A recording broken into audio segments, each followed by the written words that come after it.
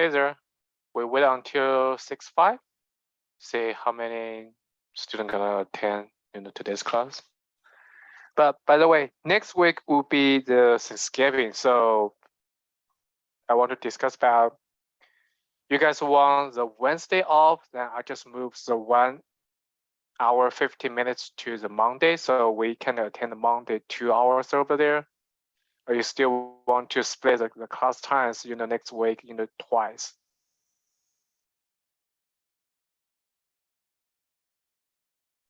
I think we should wait for like more people to show up to be able to vote on that.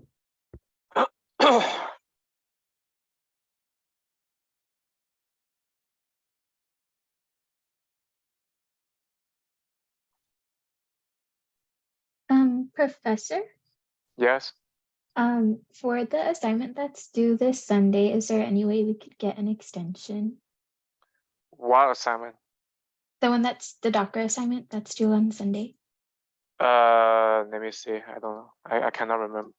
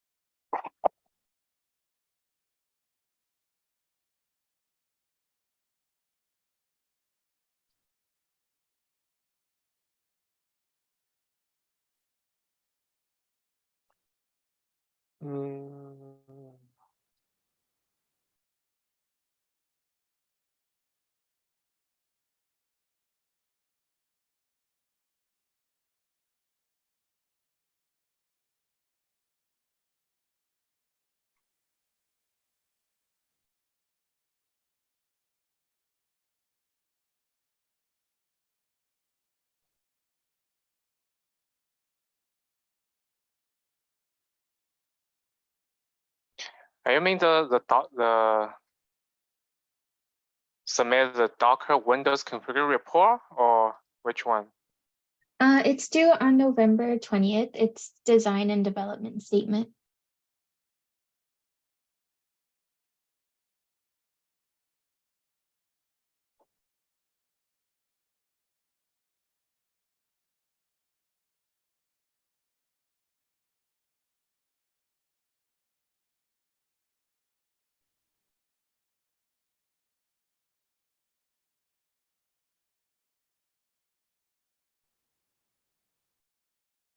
I can attend to the 27th. Okay, thank you so much. That'd be appreciated. Oh, before I forget another thing, sorry. I haven't gotten a grade back for my midterm. I wasn't sure if you had graded them already or not yet. I was just curious. It's just not done yet. Okay, sounds good. Thank you.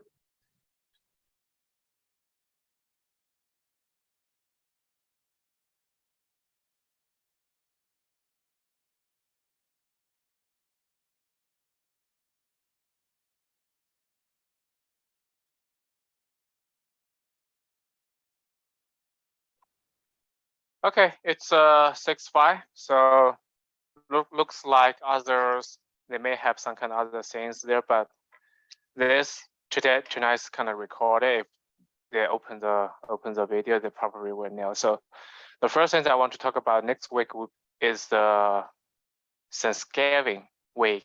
So do you want me to combine 2 days, class times into 1 day, or you guys still want me to split it into 2 days? How would you combine the two class times into 1 day? Just either 1 hours on Monday.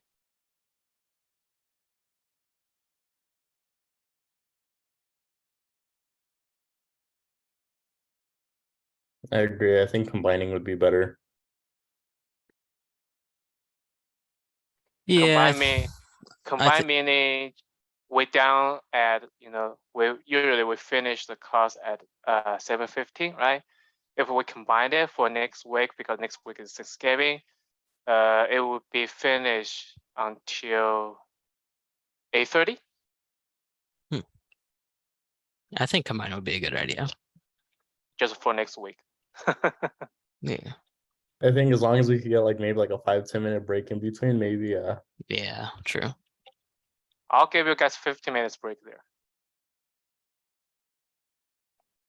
But can I just combine it just for next week? Because I don't want you to have too much things on next week. So next week is Thanksgiving Day.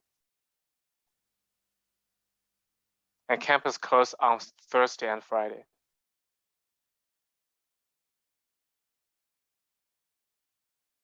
So sounds good? sounds good. Yep. Sounds good.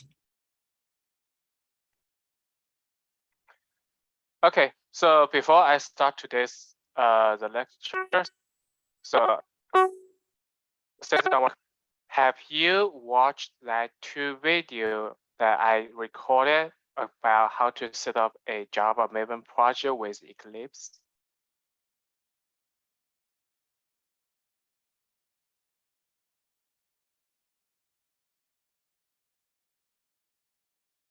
Pardon? I mean, did you watch the 2 videos I shared with you about how to set up a Maven Java Spring project with Eclipse ID? I haven't seen it yet. You have you mean you haven't watched the video yet?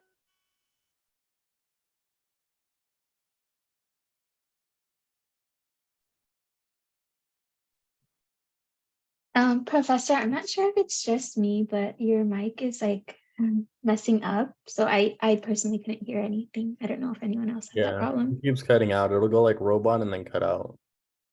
What about now? No, it still sounds like a robot. Okay.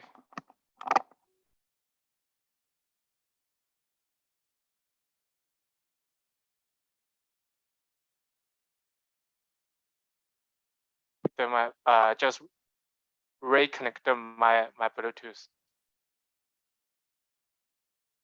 How about now? Sounds clear? Now robot sounds? Better now, yeah. Yeah. Yeah. It sounds good.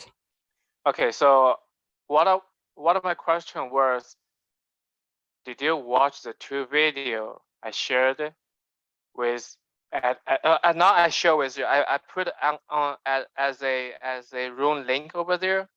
Have you watched that 2 video that I kind of just on the video create how to create a project, how to set up Maven, how to put everything there, how to set up this kind of file folder structure there as well.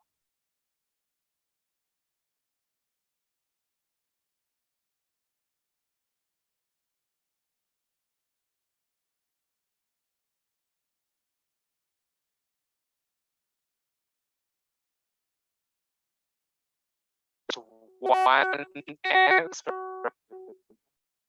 Others you haven't watched this kind of video.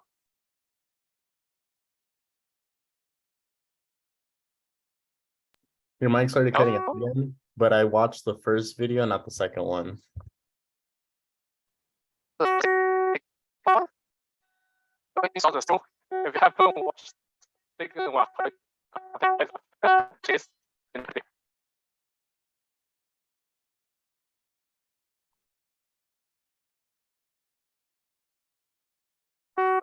So let's go to some projects.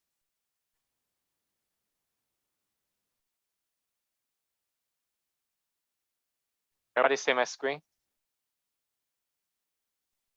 Yeah, we could see it. Okay, so this is the structure I set up previously, right? I have this kind of structure there. I have Docker file sitting here. I have Docker Compose files sitting here. And today, I'll start from here, just give you some kind of little bit warm up over there. So actually, so for application, right? For application to start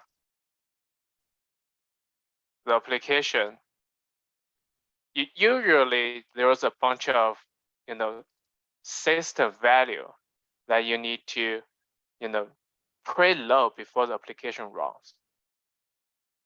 So why I choose this way, just create a 2 class over there, then put everything as the annotation way. After, because I use Spring will go scan this class and pull those kind of, value out from a property file. And where this property file is located, that is something we need to create a resource folder under the main folder here.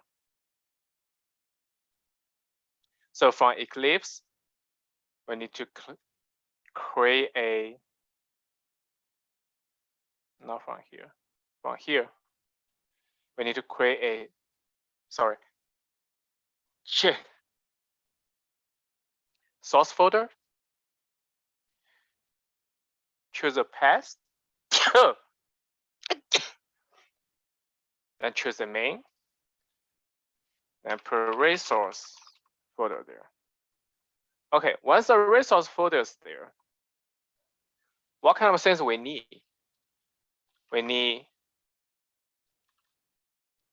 application property, which is it get defined here, property source, and this is the path, how to find the property path. I do this way at using those kind of final, those kind of static class, because I want to put all those kind of static variable on a single class. That way, when you need to use it, you can easily grab it. Just use this kind of object name to DAR, and in order to get those kind of final static value there. So for here, for the application properties, I can say here, because this is the Tech2 permission party, right? So to set up the database, so on here, the first 3 lines, you can see I only put username here. I didn't put a password here. In order to split and secure those kind of value, you need to split those kind of environment variable into 2 different folders that give two different permission there. Okay, so first thing is you need to change this one. So as you know, this one is the connected string for MySQL. So the second part would be another type of database. If you need more than one database work for one single project, you need to do this kind of things there. So I put this kind of article here. So that just gives you some kind of a heads up over there how to set up a multiple database work for a single project.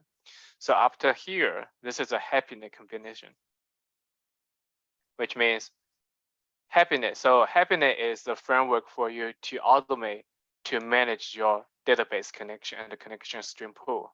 So when you initialize the database, the happiness framework will initialize for you. You don't need to do self to do the connection, to create the statement, and to create a transact manager to transact those kind of data back forth from the database. This part you don't need it because this is the Tech2 permission project. This one is for the Slack. What that means Slack? So let me open this one. So when you have a Slack channel, this looks like this. So once you have set up this kind of Slack here, which means you're able to send some kind of real-time error message to this kind of channel. Once you receive those kind of error message, you will know something wrong in your application. So this is a kind of just extra things.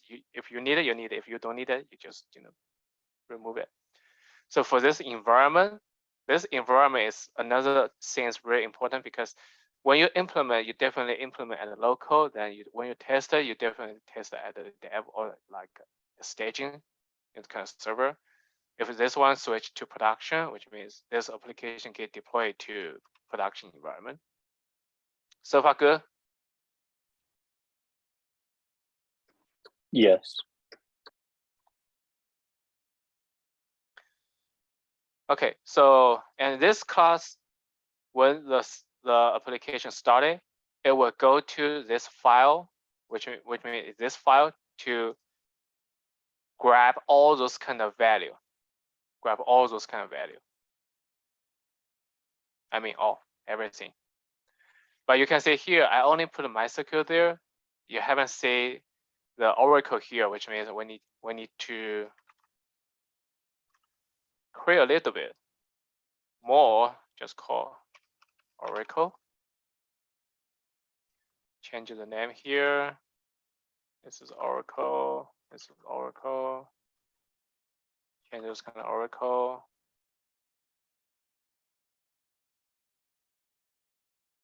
I need to move this into the fan. So for application common, usually this is a kind of a good practice for you if you can do this kind of things like MySQL. This is Oracle. Then below here, this is a HappyNet.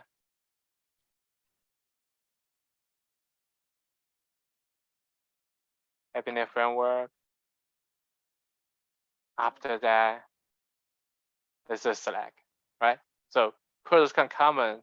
When somebody read your code, they will definitely know what mean this for this kind of block. Okay. Then we're back to here to check all those kind of name match to those kind of annotation name there.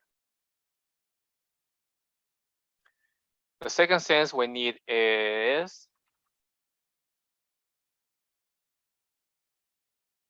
right here. We need a property. This kind of password, right? And this is the product list. So if I go split the username and the password, split it. Okay. So once this class get loaded, it will definitely come here to grab those kind of value. So from here, we don't need this, we just need this, right? MySQL DB, then this would be Oracle DB. Oracle, then you don't need this, you don't need this. Then just copy this down below here, change this to Oracle. If you have all those kind of naming things correctly, so it would be easy for you to just copy over around it. So in order to get those kind of value, you have to put those kind of get asset function there.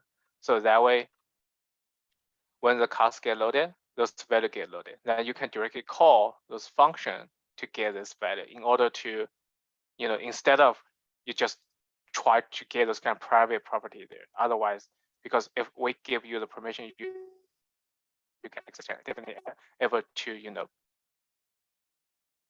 change the value there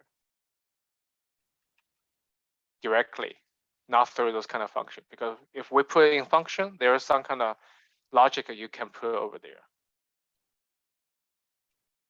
Okay, so this is kind of the kind of warm up since the last video. So there's a couple of things I need to mention here. For other things, the third one for the resource folder will be this Tomcat service XML. And this is XML is typically when the Docker image get built, this file needs to be copied into the Tomcat server. Otherwise, without this one, the Docker image Tomcat server will not automatically to create this file. You have to manually to copy over into this image. Then the last things we need is this logback.xml. This one is the one, so when you see later, I will put some kind of log4j, those kind of object into there. So it will go to the POM file. log 40, I remember I put at the end. Yeah, right here. Once you have this kind of three dependency plus this log back XML, then look at this logger scan path. This one need to be changed. This path need to be changed to this path in order to let the log back those kind of framework to know where to monitor those kind of log information. There's another things I don't know, did I mention that since last video there, but we can check here. Right here, the system package, yeah, I did change it. So this system package, meaning I put this value there because I put the system package here. When the Spring application start, this app.configure files always get first loaded. So once it's loaded, it will go to scan this path. After they scan this path, all class with annotation will be preloaded into the framework, the Spring framework. Otherwise, you will never get those kind of value there. Okay, for today, I'm going to start from this DAO package. Where's the DAO meaning? So first thing, the DAO here is for this package is for the database access layer. For example, for the permission, definitely for permission, what kind of function? No, sorry, I need to start from here. Let's save what I just talked about later. So I'll start here. So for permission, what kind of object you define to catch their permission?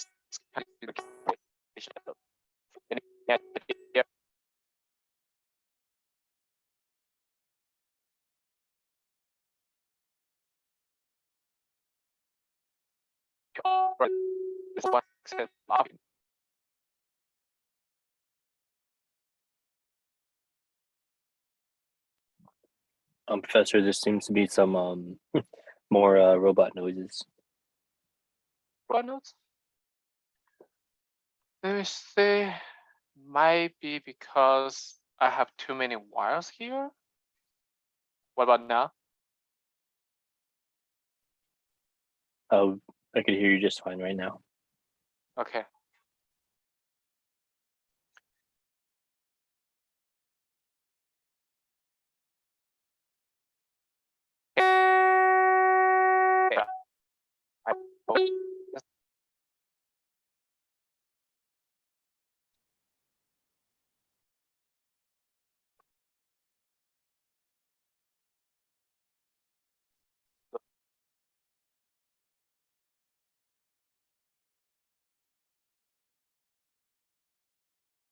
Sure. Do you need user?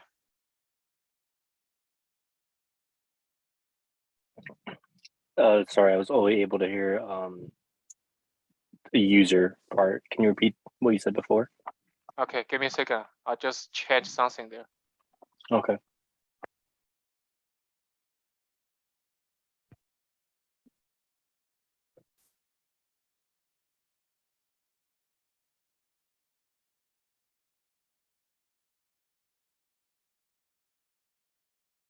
Hello. Can you hear me now?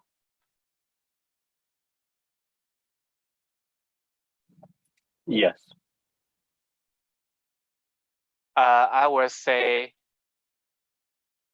I say this. So for people to access here, you need some kind of object to store their information, right? A user object, definitely you need it. Yes. So on this user, what kind of property you need? What kind of property you need?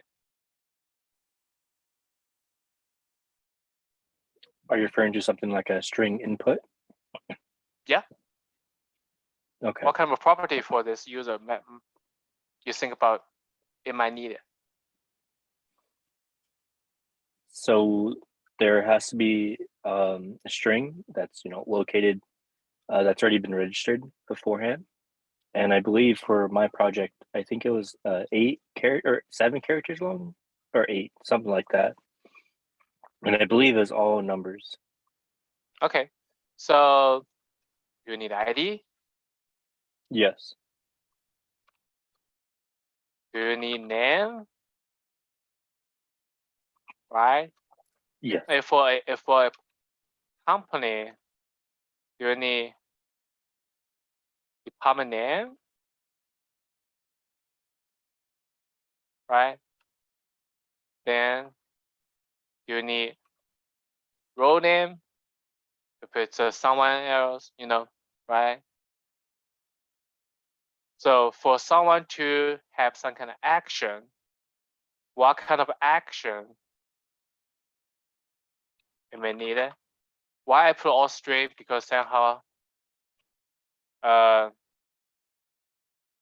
want to make it more easy. I don't want to make it too complicated for you to understand. So you need ID, you need name. When you add a people there, you definitely, when you add a person there, you definitely need ID, name, department name, role name, like developer, manager, sales, something like that, right? Option meaning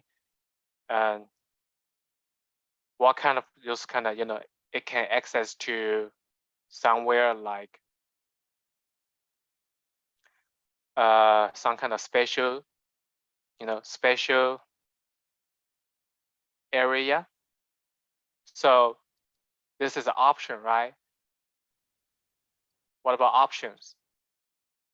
You change this to this as a list.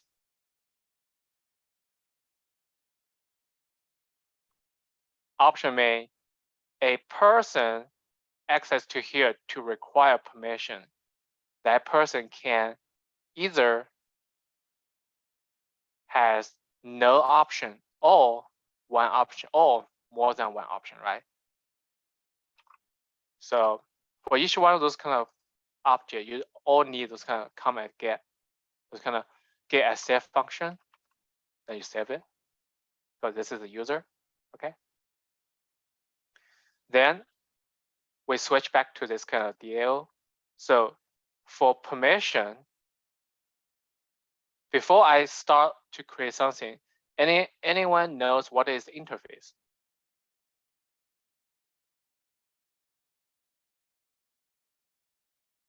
What is interface for software development?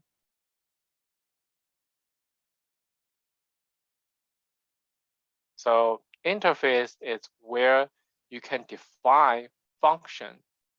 And if you have an interface there, which means there is some kind of function, you can override it.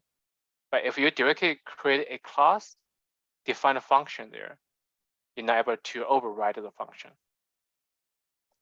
Okay, so for this kind of things, we just call user DAO as an interface, right? So for no matter Java, C#, C++, those kind of oriented object, programming language, we should always to keep an interface stand at the front. Then we hide every logic behind the interface.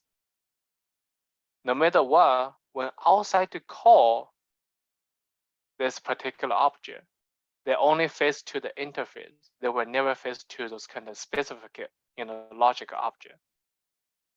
Got the idea? Yeah. Okay, so from here, because interface, it is a public thing, right? You cannot put something as a private. So interface always fits to many things, so we need to keep it public. So for a user DAO,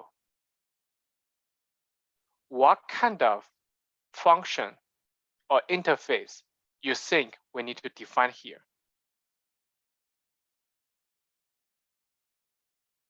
for user.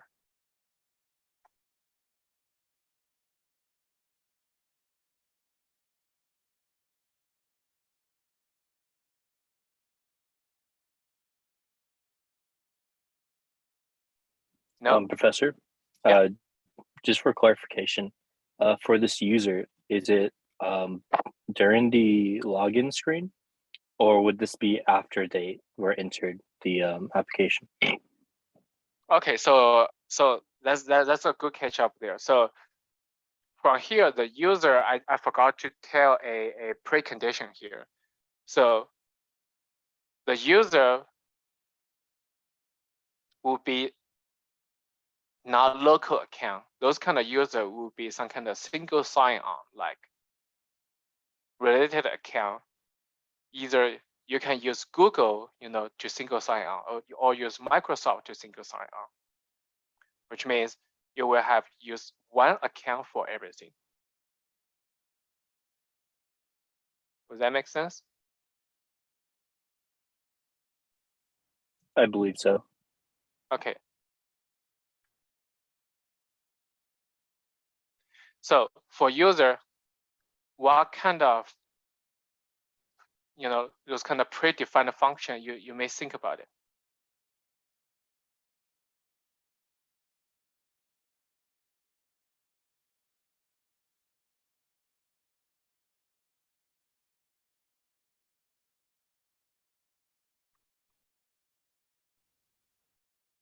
What about this? Do you need update user when people use single sign-on to access over there?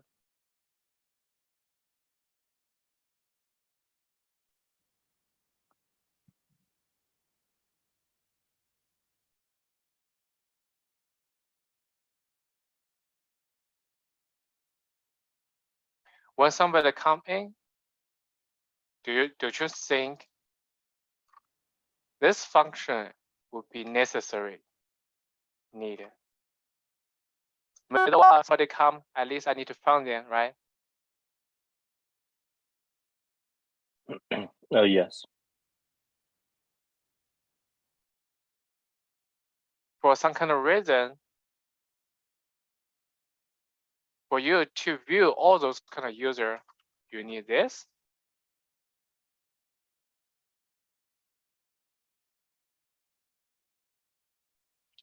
Does that refer to what area get the user? Get user list by page. Oh, okay, so it's getting the user information, correct? Yeah, as a list when you go to portal to check. Okay, since you see this page result, I put a object type in there. Well, this looks like this. A list, right? A list. So from here, what is list and what is array list?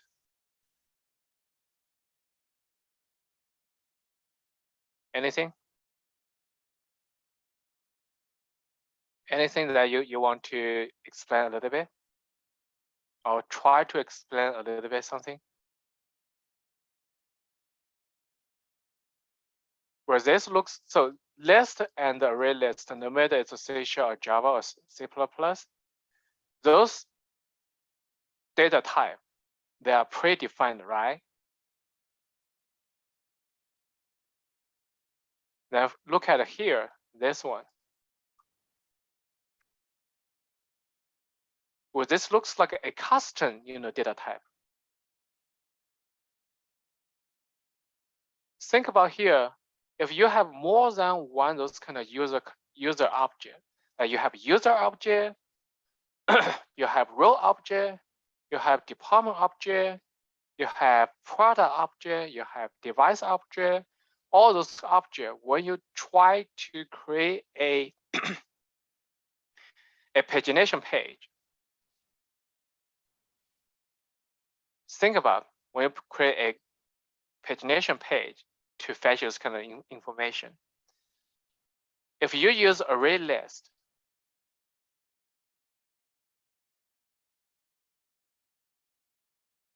what would be the return value? If you list like pretty per page, I want 10 items.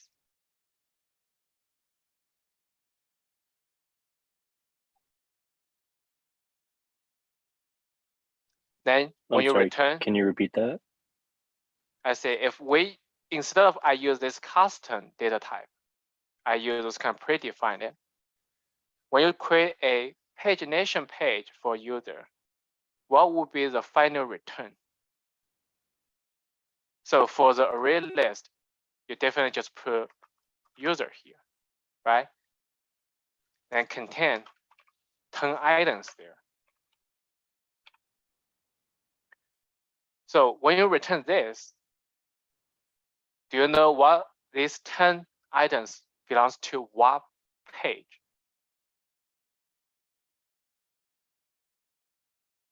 If you don't use a custom data type, you create those kind of traditional one. So that would be a little bit harder for you to control those kind of page variable. If you want to, every time when you search something by page, it return you just 10 items, rather than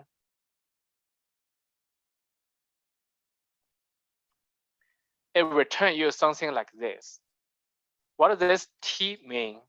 This T meaning is when you create this class will based on the passed over object type. And this type will be passed to this list result. So that way you don't need to create more than one the page result object. You can just literally just create one and give a type. And this class we call custom data structure, class.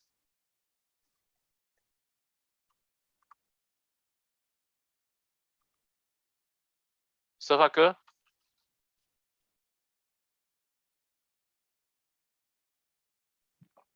Yes. And you can see here, in this custom data type, I put the initial page would be always start as 1. Each page size, I want 10. There is total pages, right? Total pages and the total records. If you want it, you can put some kind of search word, but no, from here, I don't want you. I'm supposed to put S here. So from here, if I put S there, I need to change it here because I don't have this search keyword. Nope. So when you search something, right? When you search those kind of pagination class, you need to somehow calculate how many pages you got it. Say if through a database layer, you searched 100 result, right? Which is this one. As here you can see, oh, this is for the star, the page, but to count those kind of total pages definitely from here. So get total records, then to divide those kind of page size, then you get a result. If anyone knows this one, what does this mean? What does this percentages mean? That's the module function. Yeah.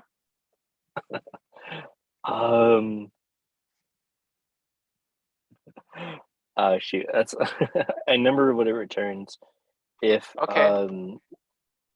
What's the result for this?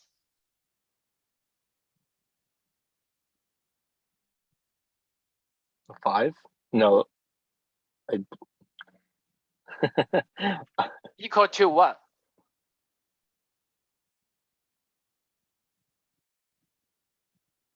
Equal to 1. Is it because there's a remainder? Yeah. Okay. So if you got total 51 records, Now each page you can only have 10. How many pages you need here?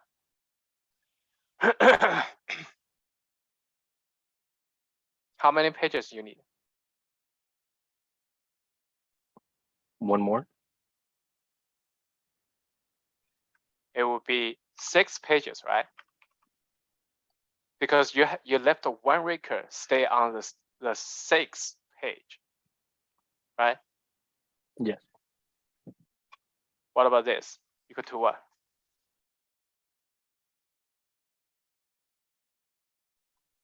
Zero. 0. Yes. What about this?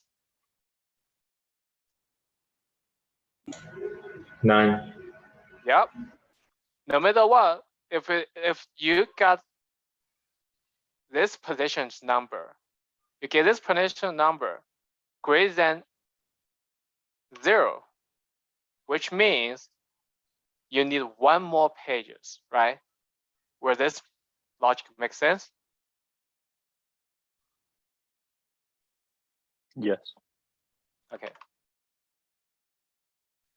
You know how those kind of custom object get created, plus those kind of traditional, data structure?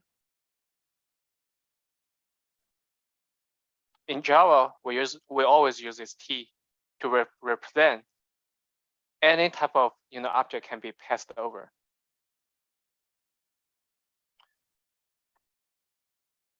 Now we just need this for this requirement, page requirement.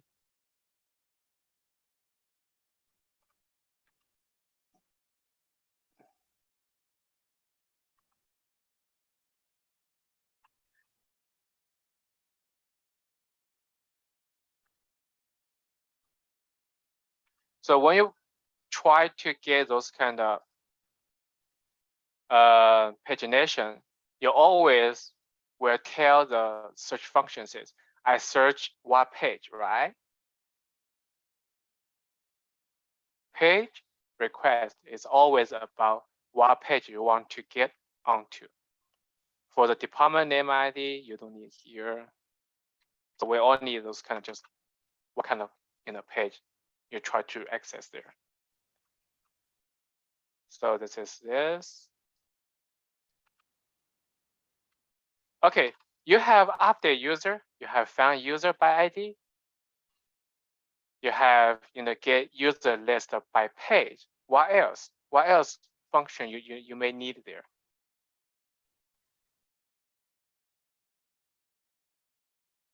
What else is kind of? What else?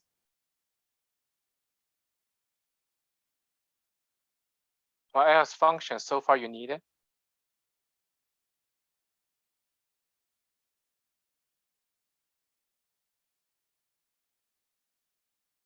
There's no, right? Just 3, sure. So once we have this interface, defined it, after the interface get defined, we need to actually develop this kind of interface function, right? Which is we need to create another package. What's the IMPL stand for? Implement, right? Finish. You create a class called user.pll IMPL, which means implement this user interface. To implement the user interface, you need a dependency. You need this interface dependent. So once you get created, it will definitely tell you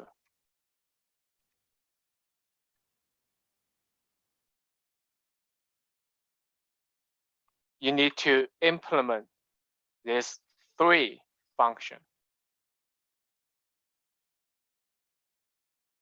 So far good? Yes. Okay, now you will see this line, the logger.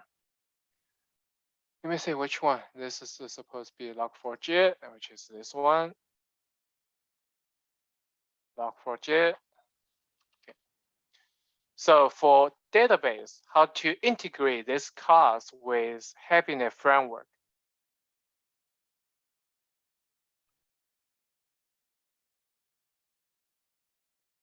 How this implement user interface implement class to integrate with database layer. For doing that, this is the HappyNet configuration. Let's just go through here.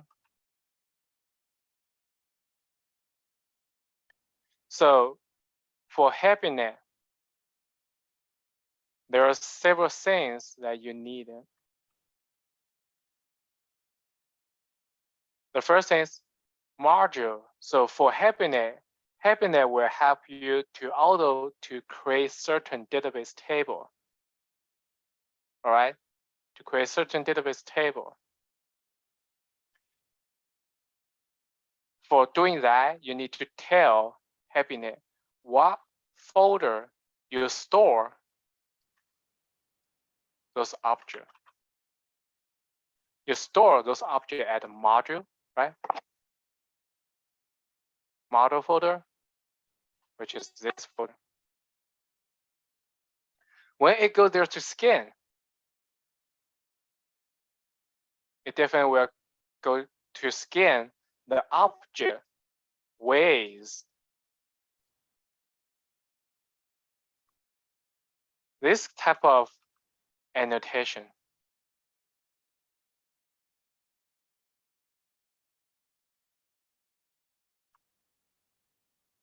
This means you will create a user table at the database layer, right? Since I literally just created this database layer. Oh, I'll move this Oracle for now. We just use MySQL for now. So later I'll add the Oracle here. So this means the HappyNet will go to database to create this table. For HappyNet to serialize those kind of objects, we need to put this type of things. Anyone can give me an idea what is this serializable meaning to this class?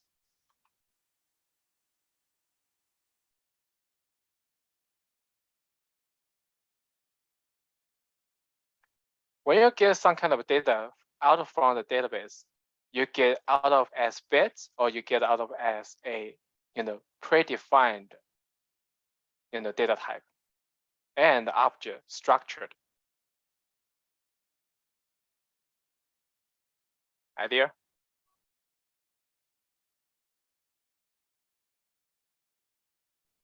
Serializable for user, meaning for this user class, it can be easy to translate into a one row string.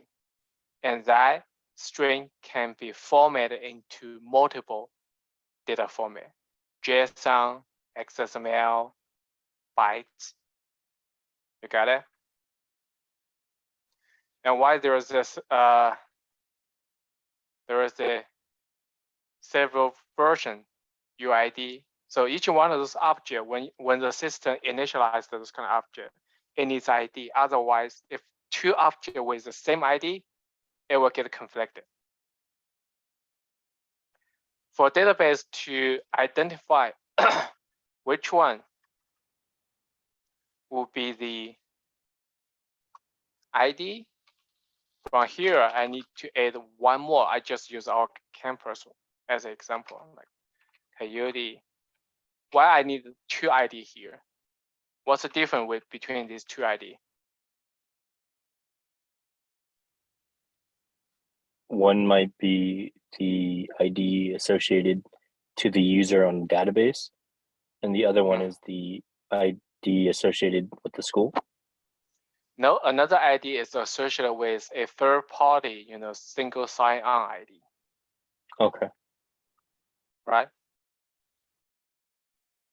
For the database ID, this is an annotation for HappyNet to automatically to create those fields for you at the database.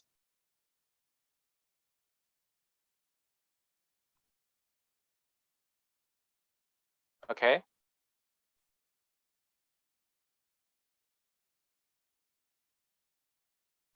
Also, new object, new property, you need to get a get and save function there.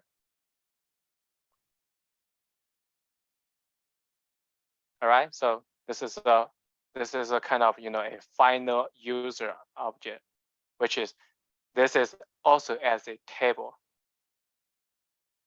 a database table. So from here, why I only so once so each one of those kind of for database, right? If there is something needs to be right into database, you at least you need add function, right? If you need to update, you need the update function, right? Now why I only put a update user function here instead of put two different function to represent add and the update.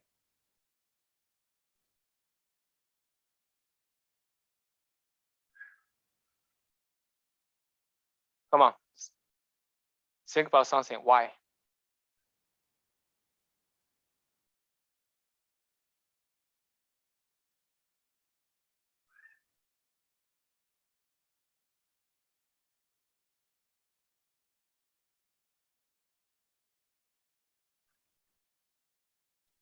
No?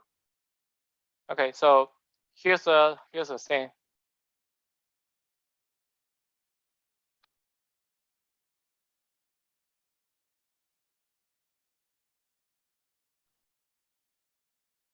Oh, I forgot to explain the HappyNet one. Okay, let's get back to here. So for the Spring to manage and HappyNet to manage the database, there are several things you need to define it. The first thing is you need a session factory, which this thing, session factory is where when the app initialized it, the database connection will get this kind of database connected and store into the memory and store into this object there. Based on that, you also need this data source MyCircle. And this session factory need this function to define the database connection string, username, password. As you can see, I put here. As you can see, I put another 2 here. So for Spring, you can use this kind of auto-wired annotation to help you when this class get initialized, this auto-wired object will also get initialized. You can directly to use those kind of wired object instead of you need to new a object. This way is more likely to save the runtime environment memory and mess up everything there, because everything will only get created once rather than new one destroy, new one destroy. If we do those kind of step too many, the system will get slow and slow and slow. You got the idea?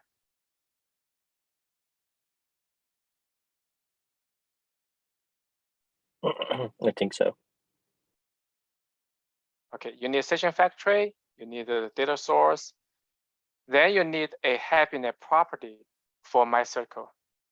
Either this is a dialog, right? So each database has its own dialog. Do you need to show that?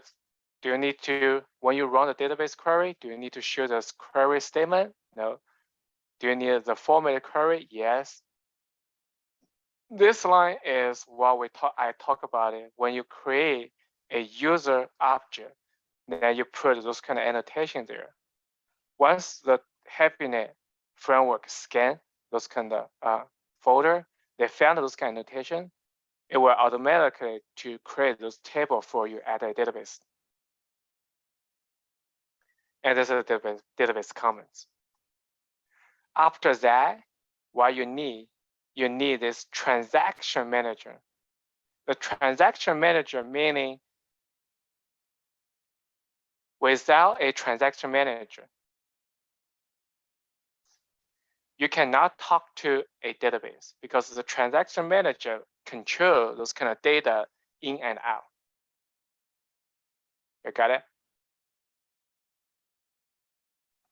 Yes. Okay. Once we have those kind of annotation put here, those kind of as like a HappyNet configure, so you need to put those kind of configure there. Also, you need to enable those kind of transaction management annotation as well. Otherwise, everything you need to put into a XML file. So this is kind of an easy way for us to use this one. My personal really like those kind of annotation way instead of, back to 5 or kind of 8 years ago, ever since we dump all those kind of configurations dump onto a XML file. So that's a kind of nightmare there. You will have a bunch of XML files there. Instead of, just create this kind of annotation, we're done. No more XML file. Once we have those kind of things get down, you can see I put a bin for Spring. What it means to bin? The bin means this object will be pre-stored into the Spring memory when the app starts. So as I say, Session Factory is where we need to use to communicate with database. As here,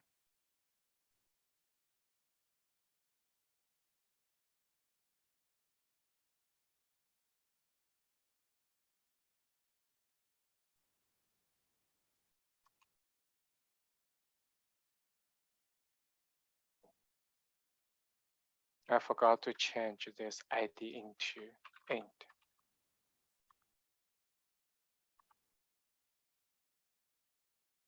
We're back to input. Okay, from here, why I put this kind of two. When you see the Session Factory, the Session Factory will manage those kind of current session.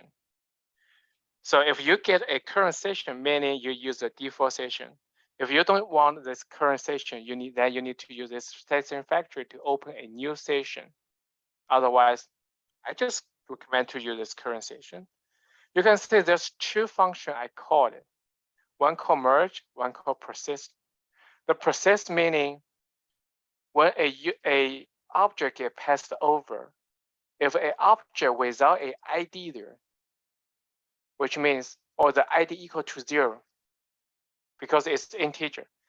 For integer, non-value equal to 0. So if the ID equal to 0, what does that mean?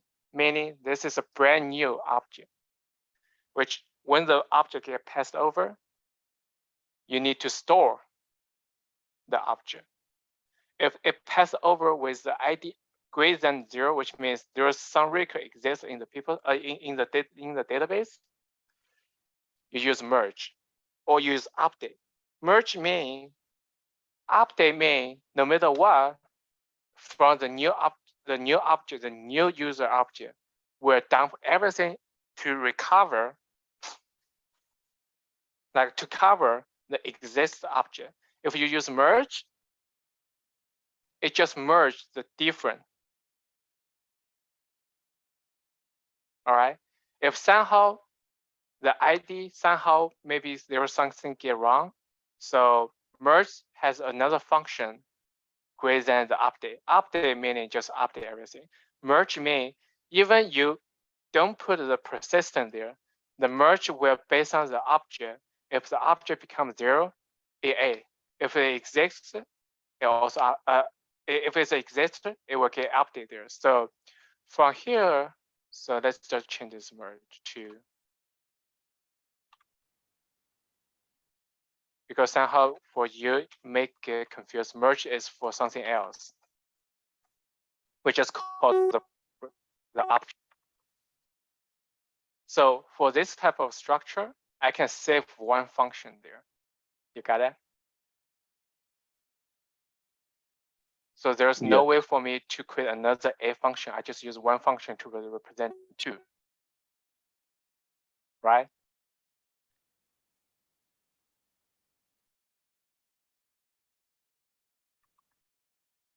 Then we talk about found by ID.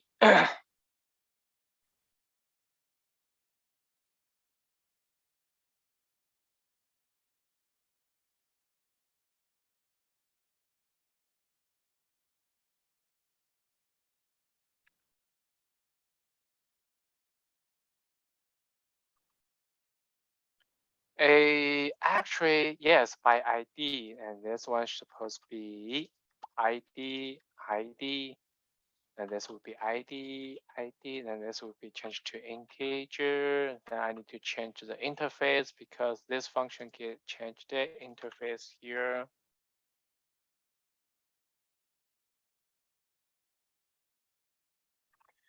Okay, so by default traditional, database language, right? It's right something like this. Correct? See what's the difference?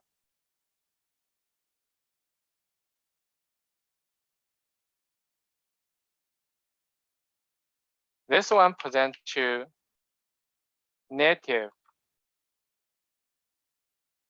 This present to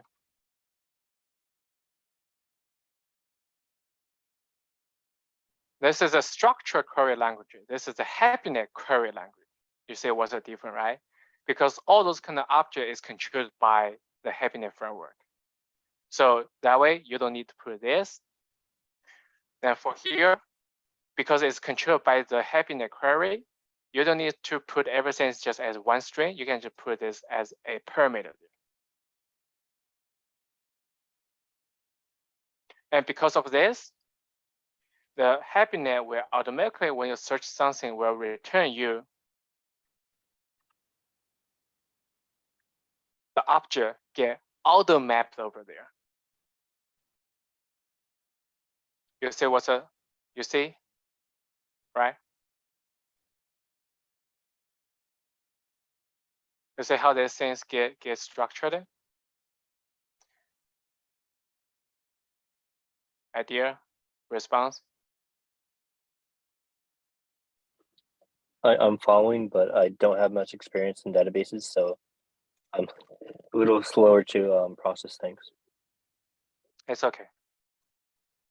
Then for today, this will be the last function we will go over.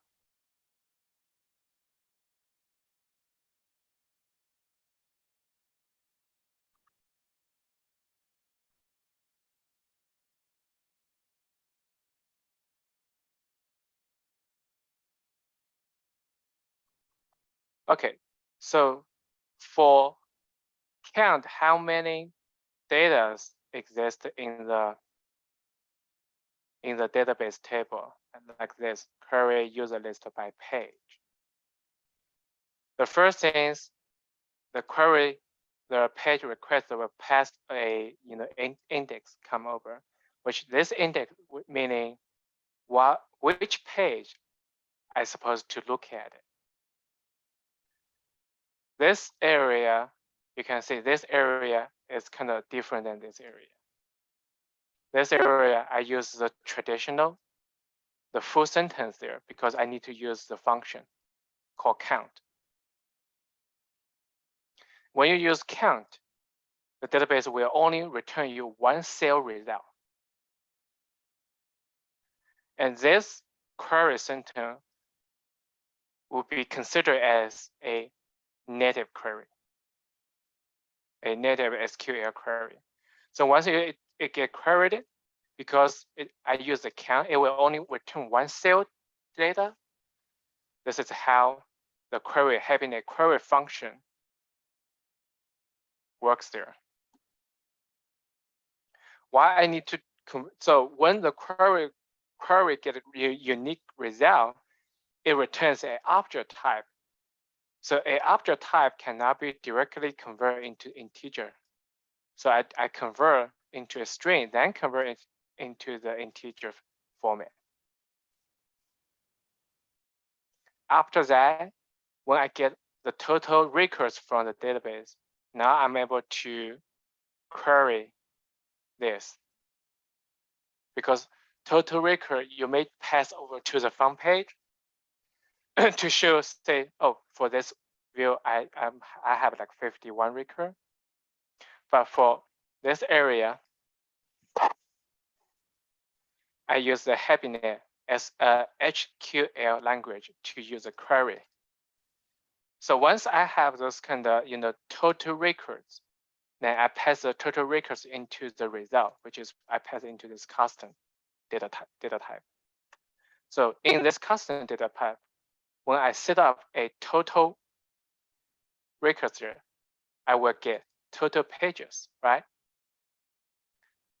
So once I have the total pages, then based on the get index, I will know which page index I should start.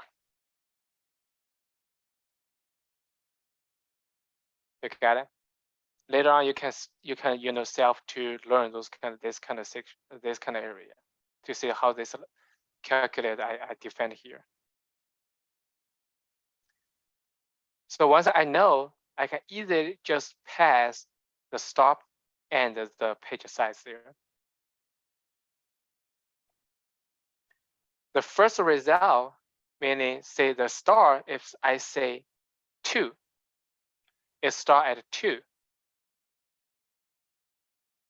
What's the maximum pages?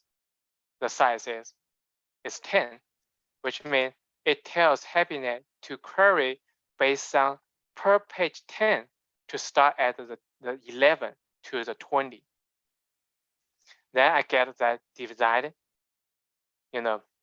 result, just like an example, like 11 to 20 records and return to the front page. If we use those kind of list, like this data structure, you can imagine how many, calculate those kind of array, those kind of data type convert around. So if you have a custom data type, you can dump everything into that object to have your function have a well-organized structure. So far, so good. This is a kind of a little bit much to you.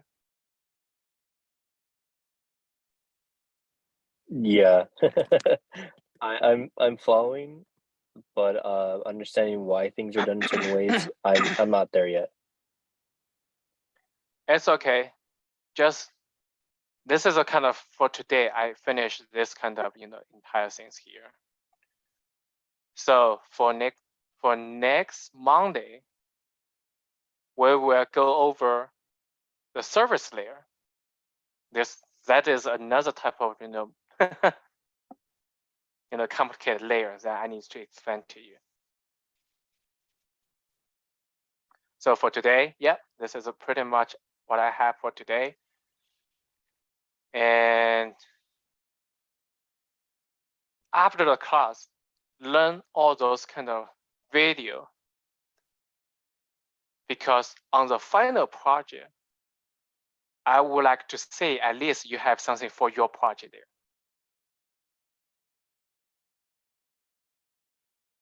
You got it?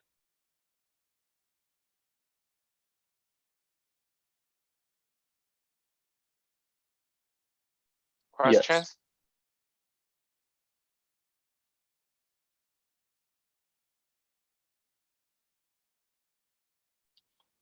Yes. So for this assignment that was scheduled to be due Sunday, Extended already? oh, it's extended? Okay, I was just making sure. Yeah, extended already. Extended to what date? 27th. Okay, perfect. Thank you.